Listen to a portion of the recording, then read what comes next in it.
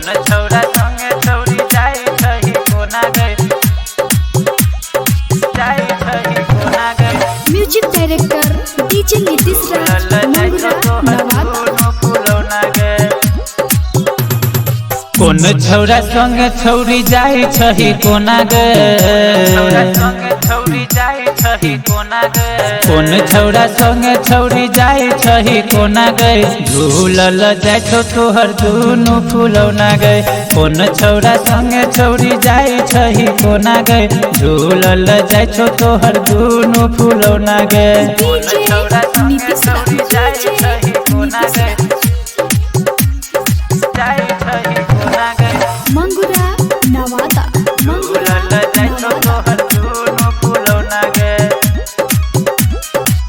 केकरा लग गेले उठौना गे झूलल जाय छो दुनु फुलौना गे झूलल जाय छो दुनु फुलौना गे।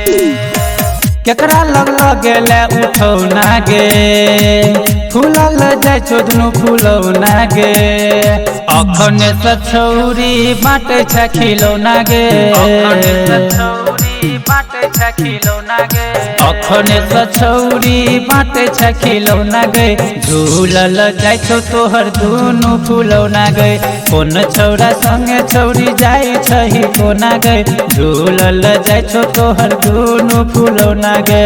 डीजे नीतीश राज जाई छही कोना गे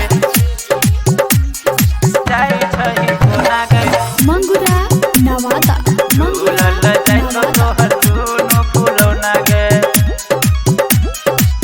एकई ओखर में धान कूटै छै रोजे रोजे मजा लूटै छै रोजे रोजे मजा लूटै छै। एकई ओखर में धान कूटै छै रोजे रोजे मजा लूटै छै।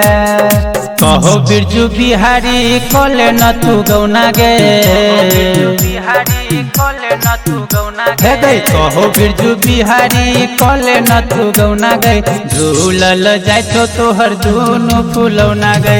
कोन छौरा संगे छौरी जाई छही कोना गे झूलल जाय छो तोहर दुनु फुलौना गे।